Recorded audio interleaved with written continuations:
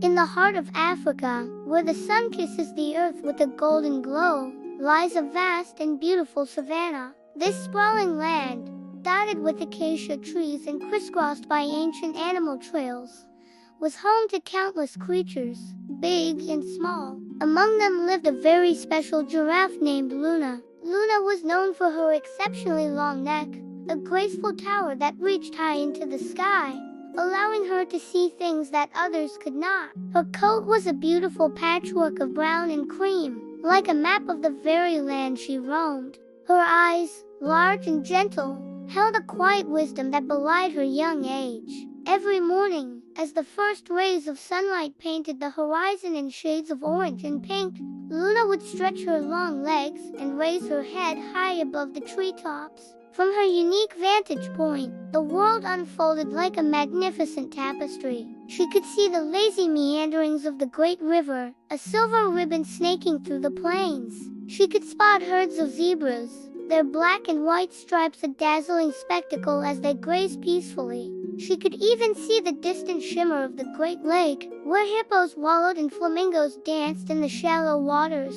Her friends, a lively bunch of zebras, wildebeests, and antelopes, often marveled at her ability. "What do you see today, Luna?" they would ask, their voices filled with curiosity and awe. And Luna, with a gentle smile, would describe the wonders of their world, painting vivid pictures with her words. One particularly warm afternoon, the air was thick with the scent of sun-baked earth and sweet grasses. A playful breeze rustled through the leaves of the acacia trees, creating a soft, whispering melody. Luna was nibbling on the tenderest leaves from the highest branches of a particularly tall tree, her favorite treat. Below her, her friends were engaged in a spirited game of chase, their joyous calls echoing across the plain. Zola the zebra, with her bold stripes, was leading the pack, her hooves thundering on the ground. Following closely were Gus the wildebeest, sturdy and strong, and Pip the antelope,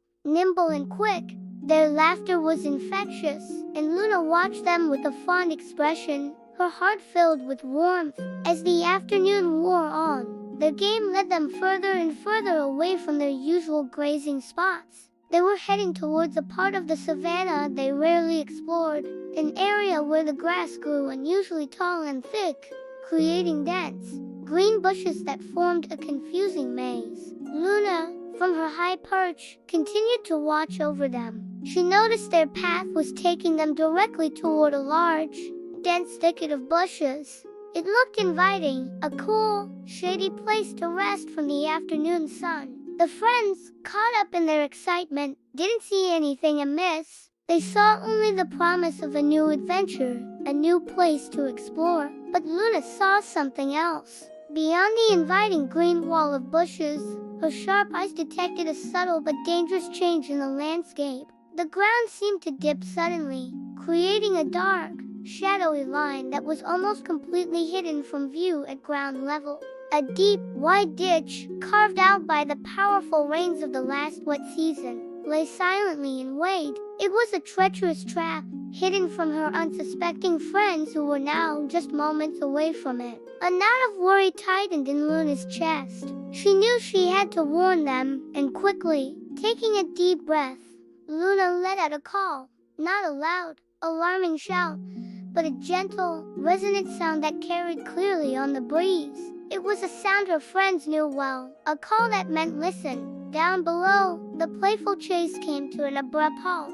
Zola, Gus, and Pip stopped in their tracks, their ears swiveling towards the sound. They looked up, their eyes searching for their tall friend. "Luna, what is it?"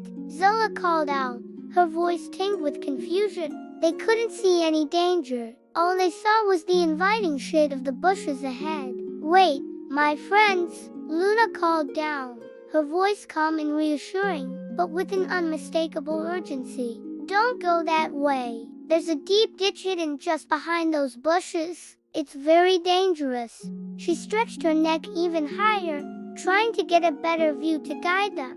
"Come this way, follow me. I see a safe path around it to the left." Her friends hesitated for a moment. They trusted Luna, but the ditch was completely invisible to them. The bushes looked so appealing, a perfect place to cool down. Pip, the smallest of the group, took a tentative step forward, peering into the thicket. "Are you sure, Luna?" he asked nervously. "It looks fine from here, I am certain," Luna replied, her tone leaving no room for doubt. "From up here, I can see what you cannot. Please, trust me." Seeing the conviction in her friend's eyes and hearing the sincerity in her voice, Zola nodded. "All right, everyone," she announced to the others. "Let's listen to Luna. She has never led us wrong before." With Zola taking the lead, the group turned and began to follow the direction Luna had indicated. Luna walked slowly and deliberately, keeping her head high to keep the safe path in sight. She guided them along a gentle curve, skirting the edge of the dense bushes. As they rounded the thicket, they all gasped. There it was, a massive, gaping ditch, far deeper and wider than they could have ever imagined. The edges were steep and crumbly, and anyone who fell in would have had a very difficult, if not impossible, time getting out. A shiver ran through the group as they realized how close they had come to disaster.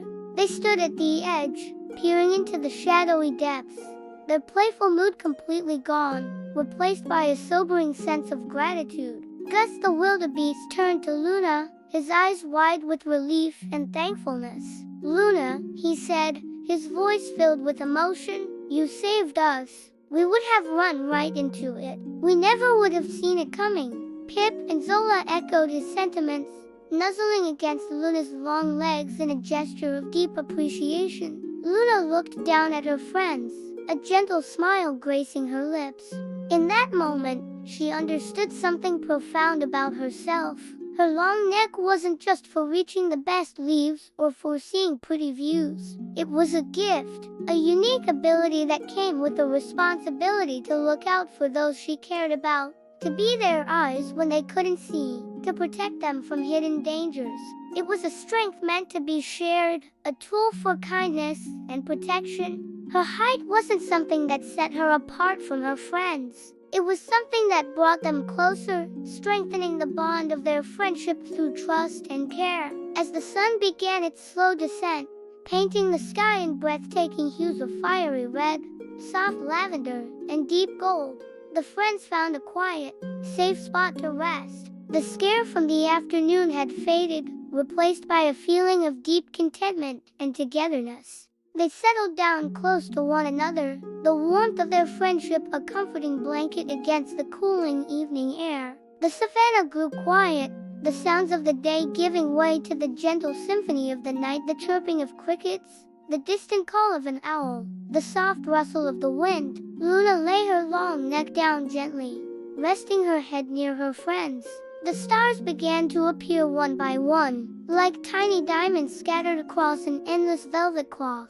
Looking at the peaceful faces of her friends, bathed in the soft twilight, Luna's heart swelled with happiness. It was a quiet, profound joy, born from the realization that using your own unique strengths to help others, to act with kindness and care, was the most rewarding feeling in the world. It didn't just make the world a safer place, it made it a brighter and more beautiful one, too. And as she closed her eyes, ready for a peaceful sleep under the watchful eyes of the moon, Luna knew she was exactly where she was meant to be, a gentle guardian of the savannah. Thank you so much for watching this story with us. We hope Luna E's journey reminded you of the special gifts you have and the wonderful ways you can use them to help others. If you enjoyed our story, please give this video a thumbs up, and don't forget to subscribe to our channel for more beautiful tales from around the world. We love sharing these moments with you. See you next time.